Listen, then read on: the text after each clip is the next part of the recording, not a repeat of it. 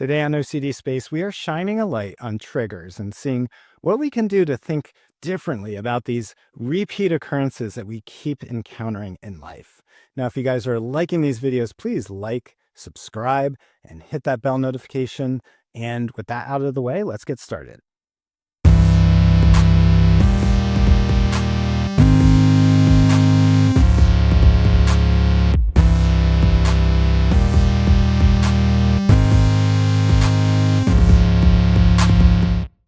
Hey guys, welcome back to OCD Space, and today I'm sporting the Czarface shirt, which if there's any Wu-Tang Clan fans out there, this was Inspector Deck's band, I guess you could say, after Wu-Tang, and this is the album they did with Ghostface, so definitely cool to see Inspector Deck, who's one of my favorite Wu-Tang members, do cool stuff after Wu-Tang.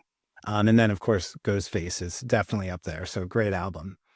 But let's talk about OCD, and let's talk about OCD triggers. Because one thing that I'm finding can be really helpful to explore in therapy is to really look at what is it that is triggering your OCD over and over and over again.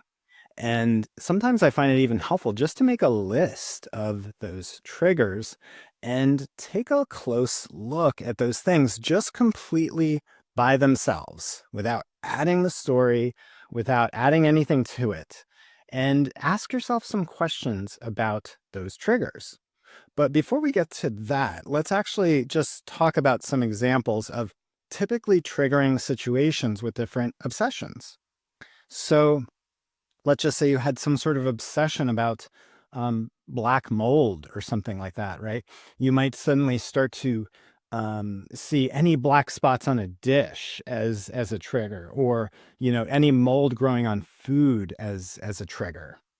If you had a concern with lead dust, you might start to think to yourself, oh, when you see dust on a windowsill, oh my God, could that be like dangerous, deadly lead contaminated dust on my windowsill? If you're struggling with doubts in your relationship, OCD related relationship doubts, you might be triggered whenever you're mad at your partner, or whenever you're bored in the presence of your partner, or annoyed by them, whatever it might be. Those can be big triggers. Let's just say you're concerned about not being a good enough mom or something like that.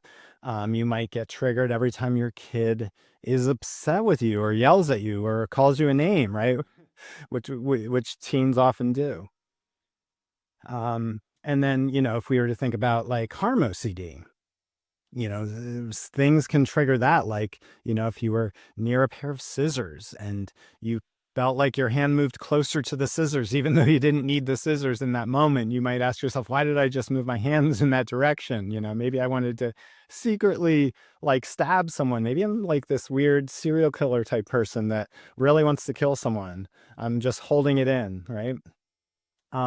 So, those are just some examples. We could go on and on and on about all the triggers that people with OCD start to jump into doubt in response to.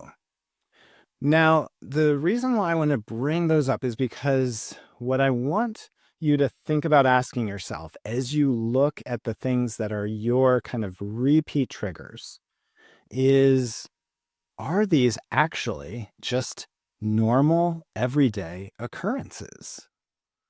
Think about whatever it is that keeps triggering you over and over and over and over again, and say to yourself, is this normal? Is this an everyday event? And also, is this the sort of thing that I could actually expect to periodically encounter for the rest of my life? Right? It could be something that's a little more like every once in a while. It could be something daily. It could be something multiple times a day. Or is this something that you can expect to occur just because life's life for the rest of your life every day?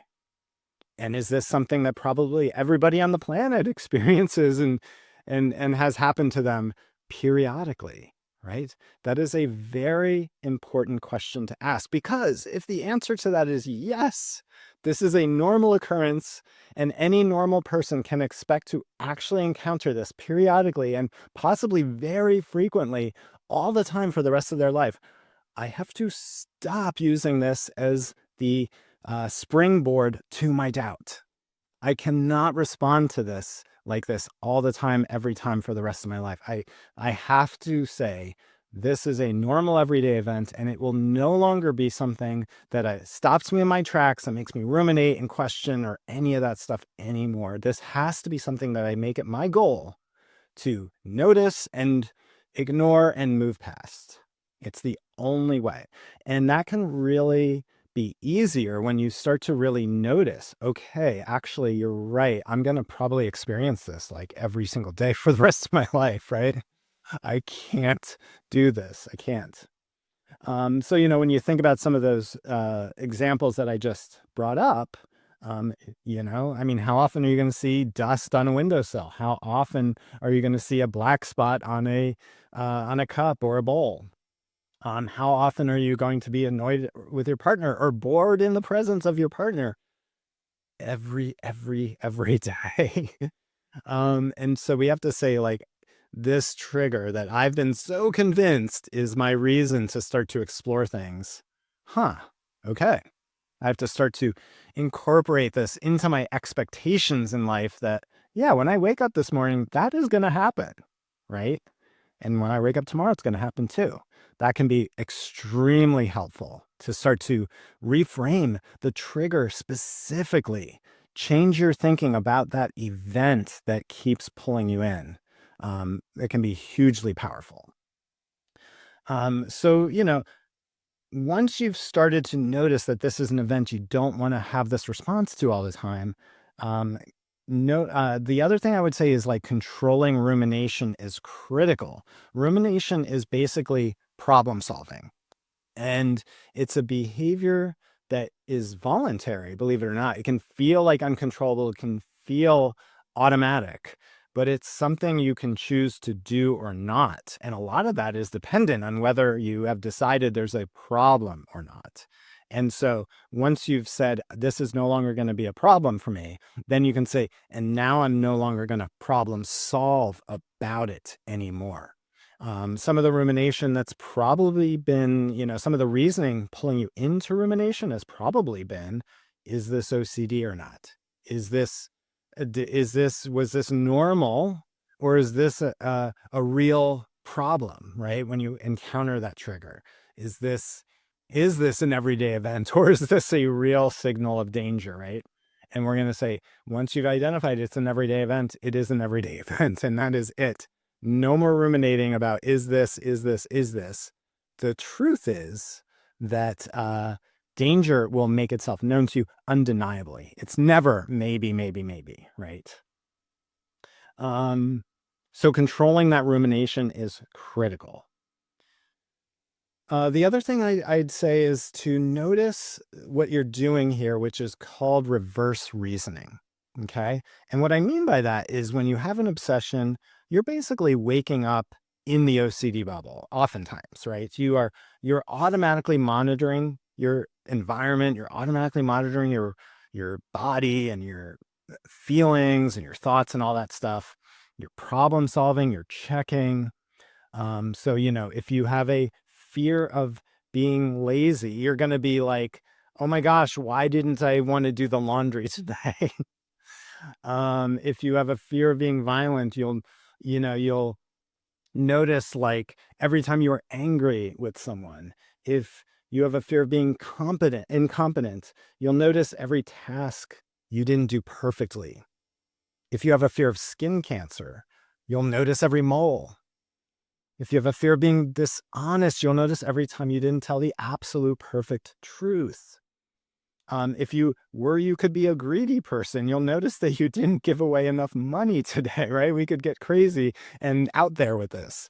Whatever it is, that's reverse reasoning. You've already decided there's a problem, and now you're looking for evidence. And so we have to reverse that process, which is I actually am going to assume there is not a problem, and life will have to prove it to me that there is a problem. That's reversing the reverse reasoning.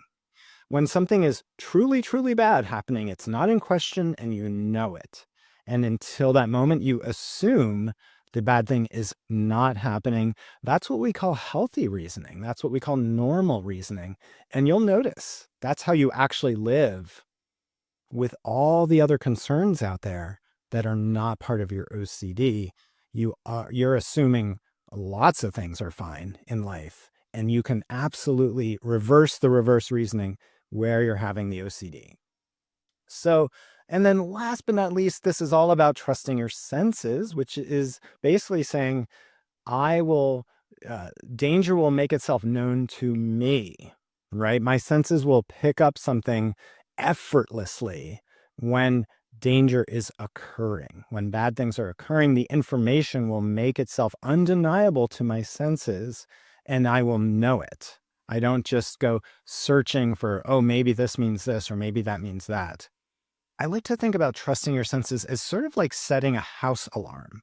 So if you were to have an alarm on your residence, you wouldn't set the alarm, right, to make sure no one breaks in, and then every hour also go outside and circle around your residence and make sure there's no people out there. You would just trust the alarm will go off when someone's trying to break into your door, right?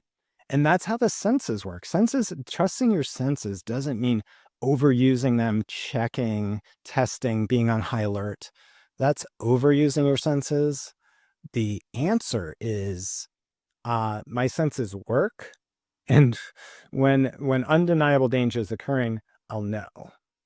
And so, last thing I just wanted to point out, that's what it looks like to trust your senses. So anyway, guys, that's my advice for dealing with this issue of everyday events becoming triggering situations and learning to kind of like reverse that whole situation. I hope this video has been helpful, and until next time, take care and trust yourselves.